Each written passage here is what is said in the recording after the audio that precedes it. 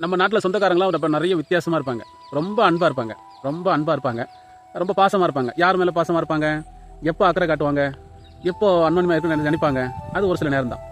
உதாரணத்துக்கு ஒருத்தருக்கு குழந்தை இருக்காது, அது அவனுக்கே தெரியும், சர்டிஃபிகேட்டே கொடுப்பாங்க, உங்களுக்கு குழந்தை பாக்கி இல்லைன்னு. அவங்ககிட்ட போய் தான் எப்போ பார்த்தாலும் அவனுக்கு குழந்தை இருக்கா, குழந்தை பிறந்துருச்சா, நல்ல செய்தி உண்டா, ஏதாவது விசேஷம் உண்டா அப்படி கேட்டால் அவன் மனசை நோக்கடிக்கிறது.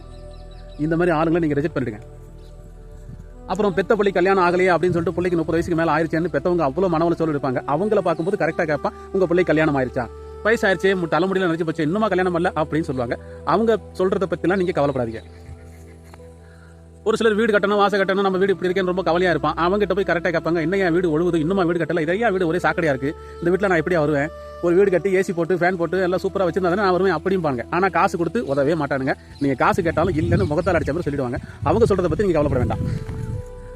ஒரு சிலர் பசங்க படிச்சுட்டு வேலை இல்லாமல் ரொம்ப கஷ்டத்தில் இருப்பாங்க. அவங்கள போய் கரெக்டாக கேட்பாங்க, ஏன்டா இவ்வளோ படிச்சு இவ்வளோ நாள் ஆச்சு, இன்னும் வேலைக்கு போகிற, வெட்டியாக தான் தெரியா, இப்படிலாம் தெரிஞ்சா உங்களுக்கு யாரா பொண்ணு கொடுப்பா அப்படிம்பாங்க. அவங்ககிட்ட ஏதாவது வேலை இருந்தால் சொல்லுன்னு சொன்னால் சத்தியமாக சொல்ல மாட்டான். ஏன்னா அவன் நம்ம நல்லா இருக்கக்கூடாதுன்னு நினைக்கிறதால தான் அதை கேட்டிருக்கான். அவங்க சொல்கிறத பற்றி நீங்கள் கவலைப்பட வேண்டாம். இதே மாதிரி சொந்தக்காரங்க தமிழ்நாட்டில் நிறைய பேருக்கு இருக்காங்க.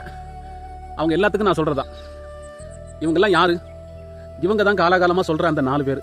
இந்த 4 பேர் 4 விதமாக சொல்லுவாங்கல்ல, அது இவங்க தான், வேற யாரும் கிடையாது. 4 பேர் 4 விதமாக பேசுறாங்க. உங்கள் மனசை நோக்கடிச்சிக்காதீங்க. நீங்கள் ஹாப்பியாக சந்தோஷமாக நல்லா இருக்குன்னு சொல்லிட்டு வேலை பாருங்க. அவன் அதை கேட்டு வயிற்று எரிஞ்சு சாப்பிட்டோம்.